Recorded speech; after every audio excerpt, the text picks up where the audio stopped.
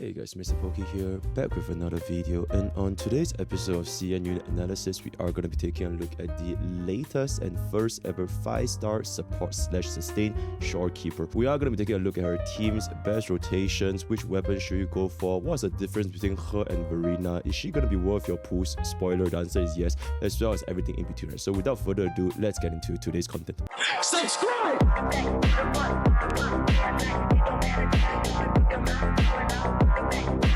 Alright, so for a brief little summary for what Shorekeeper has to offer, she is essentially almost a one-to-one role compared to Verina. She is a support/sustain, the first ever in Wuthering Waves, with her excellent team-wide buffing as well as healing capabilities. When it comes to the overall difficulty in terms of piloting a unit, Shorekeeper and Verina, they are both extremely easy to use. Essentially just use your skill and use your ultimate and go. You don't really have a lot of very complicated rotations compared to any of our previous units, so it is very comfortable for anyone to get the hang and use Shorekeeper. When it comes to the activation as to how fast can you trigger your Concerto energy to trigger your outro skill, Verina is roughly 1 to 2 seconds faster than Shorekeeper at the very first rotation, but after the very first rotation, then all of their activations for the Concerto energy, it remains roughly the same.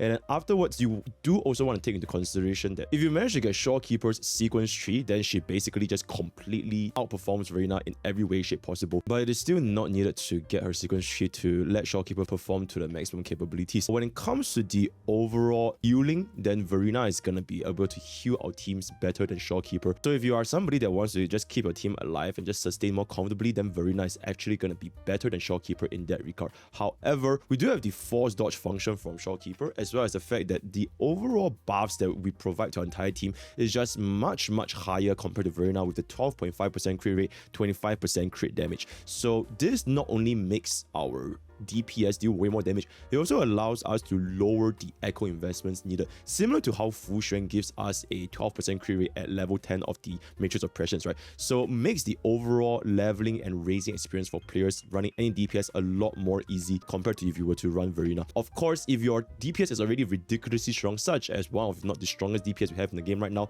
Jingxi, it makes her getting a higher crit damage ratio even easier, because now you can lower her crit rate and go for even more crit damage. So a comparison between a 0-0 Verina and a 0-0 Shorekeeper, you can see that the difference is not that insane, but from a single burst, you go from 28,000 to 31,000, and that's from a single Jingxi's enhanced heavy attack. So as the battle progresses, the more enhanced heavy attack you do with Jingxi, the more obvious you can see the difference between Verina and Shorekeeper when it comes to the absolute damage output. So it is a roughly 10% final damage increase, and if you do get the signature weapon for Shorekeeper, then this goes up to 33,000 per enhanced heavy attack. For the most part, almost every single team comp that we have in the game right now, which are all mainly crit DPS, Shorekeeper is a definitive upgrade over Verina when it comes to the damage output. But like I mentioned just now, when it comes to the sustained portion, Verina is still going to be a little bit more comfortable. And the reason why Verina is going to be so useful for our team is because, especially if players are still stuck in the Tower of Adversity because you're lacking a good support/sustain like Verina,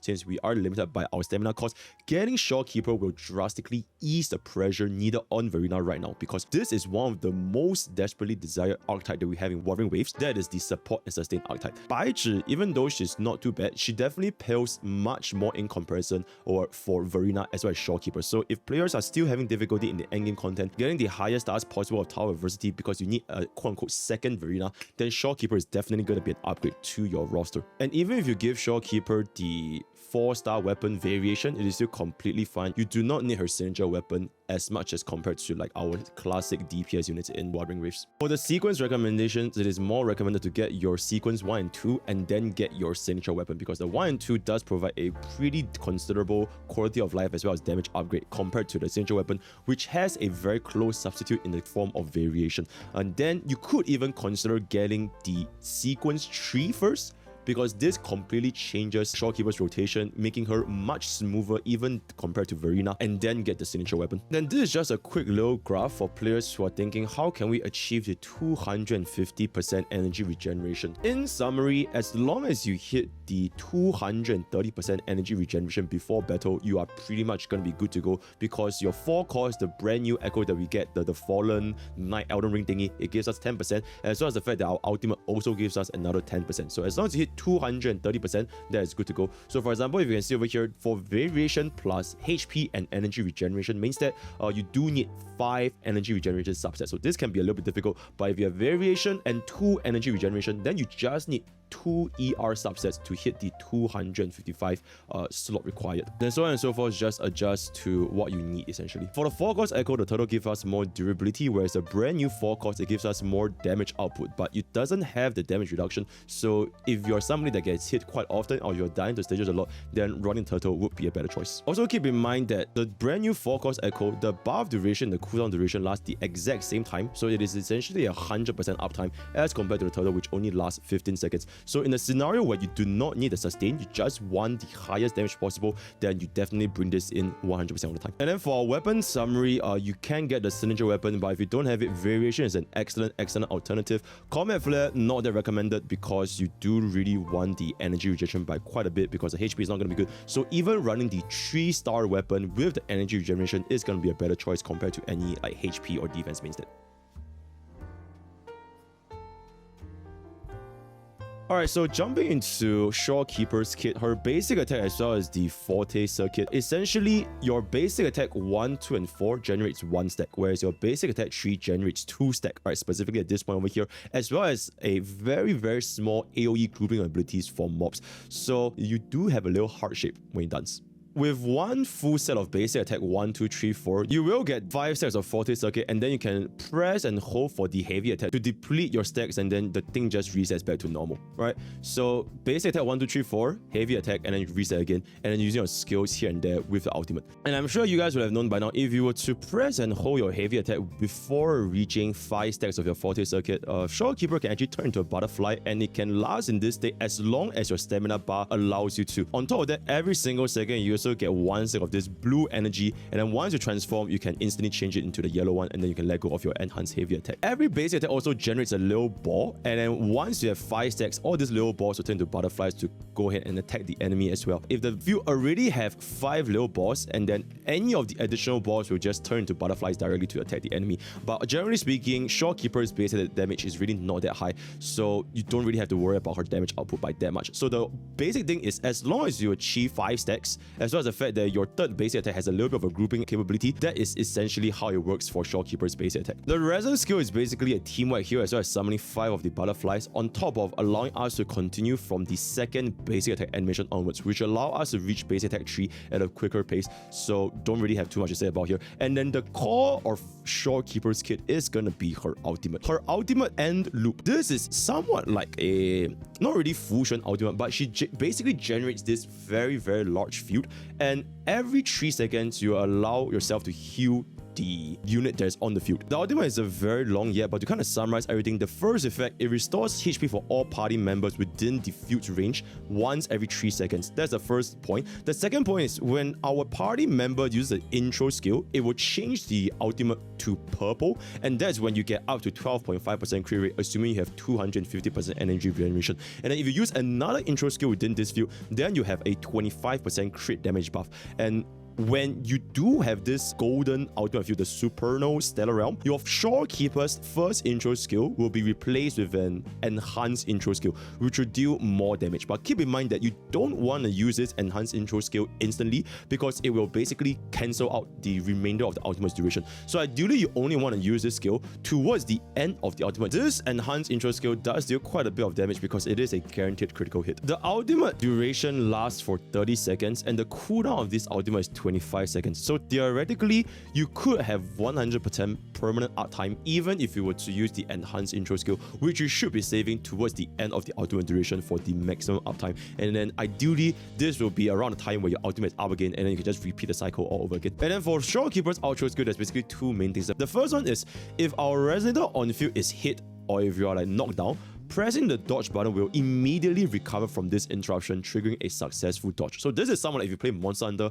In Monster Hunter Rise, if you are hit by a monster and you have a wire bug, you can instantly use the wire bug to recover instead of waiting for the animation, basically making us recover and dealing damage in a more comfortable pace. This effect can be triggered up to 5 times every single time you use the outro skill. So if for players that are not really getting hit that often, then this outro skill might not be that impactful. The more impactful one is basically the all party damage amplification by 15%, which is pretty much as exactly the same as our Verina's outro skill, lasting for 30 seconds. And yes, this outro skill does not fall off if you were to swap between party members during this duration, right? Then for the last two inherent skill, Life and Twine, when a resonator other than Shorekeeper takes a fatal blow, they will not be knocked out and heal for 50% of Shorekeeper's HP, while Shorekeeper loses the same amount of HP. This effect triggers once every 10 minutes, so it's essentially like Verina's revive, but you don't stay at 1 HP. You essentially get a 50% heal depending on how much HP Shorekeeper has. So this is a very, very nice revive function once every 10 minutes. And another one is going to be 10% ER. And if we are using a Rover in our team, then Rover's ER also goes up by 10%. The Rover's ER is really not important because Shorekeeper just works so well with so many different team comps. The main thing is just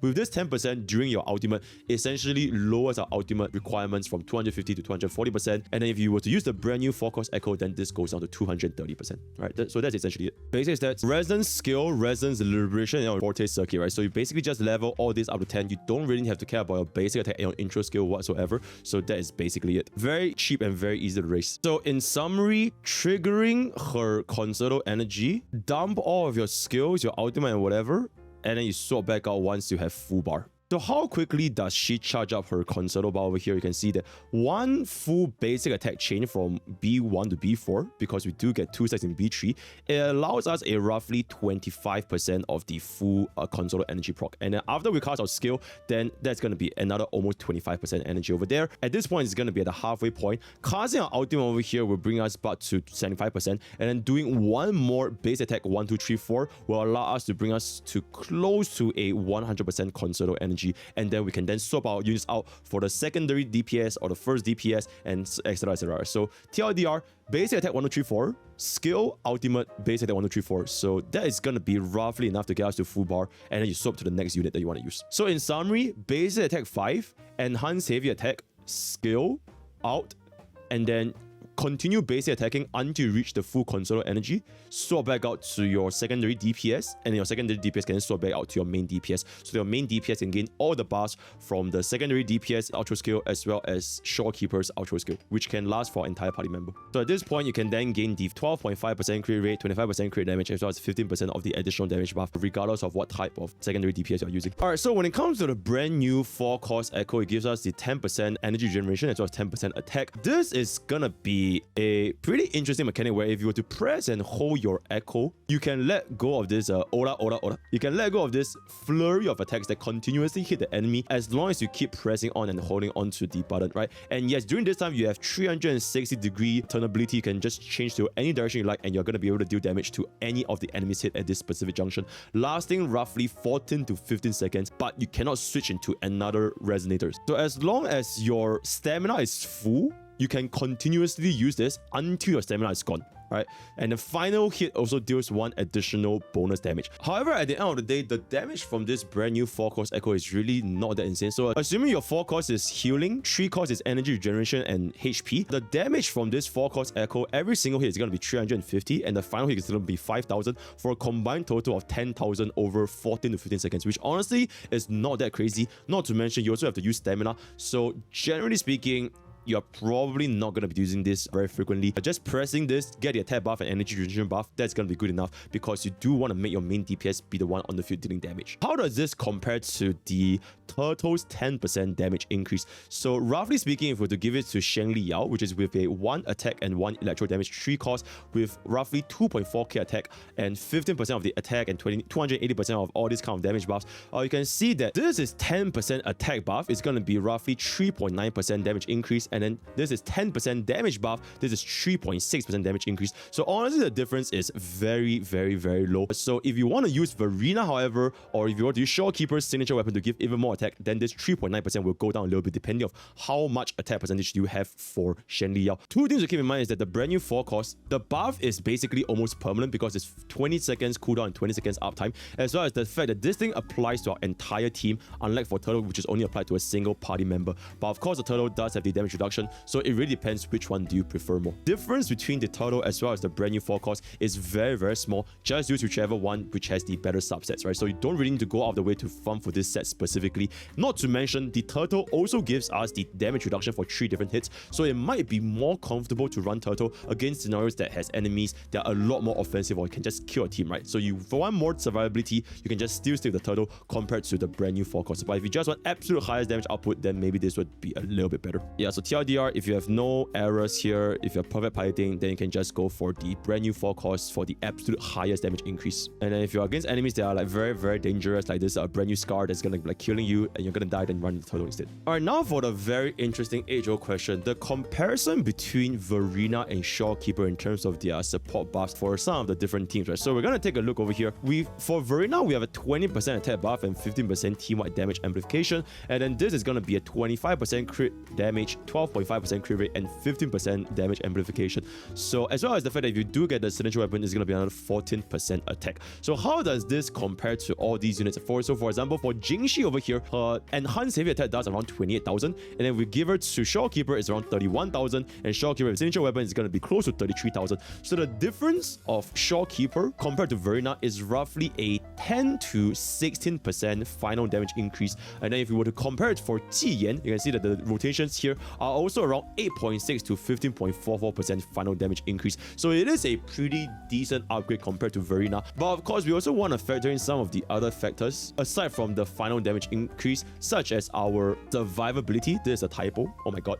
Such as survivability as well as the rotations for Shorekeeper. So for our rotations, Verina is slightly faster compared to Shorekeeper. You can see that the rotation over here, basic attack 2, skill, echoes, ultimate, and then mid-air attack. Compared to the rotation of Shorekeeper, she's gonna be around 1 to 2 seconds slower compared to Verina, right? But the good news is that the difference is not that big because it's only the very, very first rotation that slows down between 1 to 2 seconds. And then in our subsequent rotations afterwards, because we do have the buffs from our Concerto energy and intro and outro skills, then it basically matches up to be around the same compared to Verina, right? So it's only for the very first rotation. So that is for the rotation speed. And then for the sustain capability, unfortunately, Shorekeeper cannot sustain as well as Verina in this regard. So the overall healing for Shorekeeper, this is going to be the skill for 4,682 for our entire team. Ultimate, every single duration is 1,744 per single time every 3 seconds. And then the ultimate heal is going to be 13,953 for the total 24 seconds. And then for Verina, you can see the numbers over here to just compare a little bit.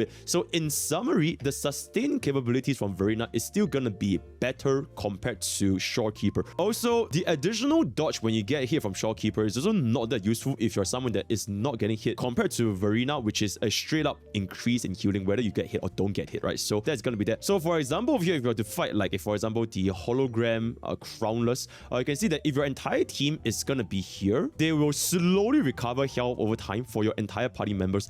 But if you were to use Shorekeeper in this specific juncture, if you were to swap out into another party member and the member that is, you know, not going to be on field, and then you're not going to be able to get as much healing. Yeah, relying on ultimates for 1,700 healing every 3 seconds is not going to be as comfortable compared to Verina, especially if you're getting hit very frequently in Tower of Adversity. But in scenarios where you're not going to be easily defeated, or if you're already familiarized yourself with your team comms to the point where you don't really need that much sustain, then Shorekeeper's utility will definitely outshine Verina because the total damage amplification is going to be much higher compared to Verina. So from this perspective, if you're someone that requires healing more, Verina is actually a little bit better. But if your team is going to be able to deal as much damage as possible, almost like a, not really zero cycle, but if you want to deal more damage, then Shorekeeper is going to be the one for you.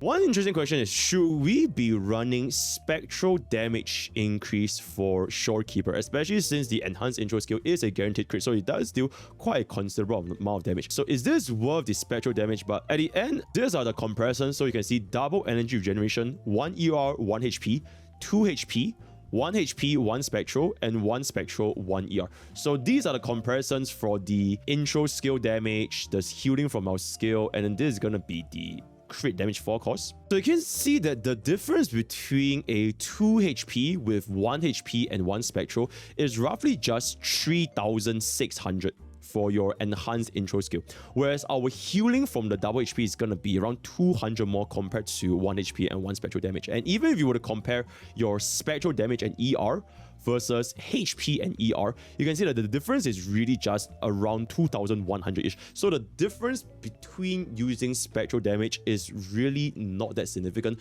And if you want more comfort for your Shorekeeper, then running her with HP and energy generation is going to allow you to heal better as well as get your rotations faster. Although there could be some scenarios where if the enemy mob has less than like 1 HP remaining and you really want the additional damage from the spectral damage, then that could be a little bit more helpful. Generally speaking, if you're somebody that can sacrifice comfort and go for more damage, then feel free to run spectral damage bonus. But if you're someone that doesn't really need this because the difference is so little, then it is not worth the difference. And sticking to energy regeneration or HP is going to be better for a team. It is not recommended to bring a crit damage 4 cost because what Shorekeeper is going to be lacking is her sustain as well as energy regeneration. As long as you fulfill these 2 factors first for Shorekeeper, and then if you want to deal more damage, you can consider a crit damage 4 cost. But generally speaking, going for outgoing healing in your 4 cost echo will give us more comfort compared to crit damage because it is always going to be about your main priority. Unless you're running an Air 6 Shorekeeper, then that basically changes a lot. No need to run a damage output 3 cost. Right, sustain first. All right, so these are exactly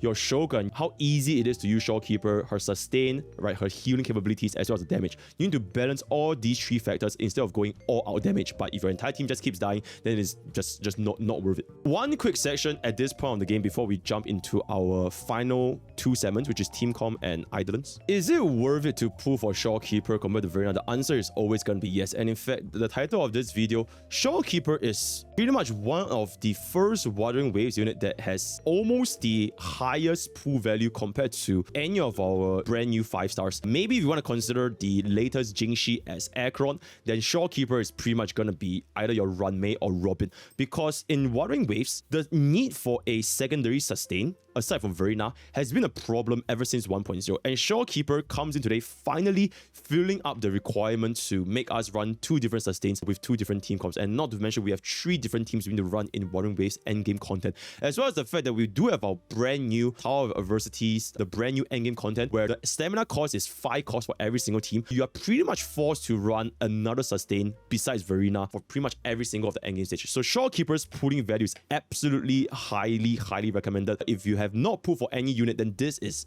definitely a unit that you guys should consider, because she basically works with every single team. She allows us to do more damage, not to mention she lowers the pressure that we require for Verina, which has been, honestly, frankly speaking, overworked ever since 1.0. I think these are just the scenarios where if you don't run a secondary sustain, it can be a little bit annoying. Substitutes for the 4 cost is not going to be better. Also, it does need a lot of investment cost over here. So generally speaking, all is 24 star, but if you have Verina, then you can just take it off and get the full 30 stars. All right, team of damage, blah blah, very worth it, all in, pull, get her, pull. Otherwise, okay, you have to wait for the next sustain, which is going to take like 500 billion years. So TLJ, just pull. If you guys don't really care about meta, or if you guys are waifu pullers, you could wait and see for Camellya's kit to come out, because as of this moment, we don't really know what she does yet, right? But if you guys are going for the waifu bait, feel free to wait for this unit to come out. Unless she's gonna be a sustain, in terms of meta, Shorekeeper does have a higher value compared to Camellya. Wu Nao Chou, just pull.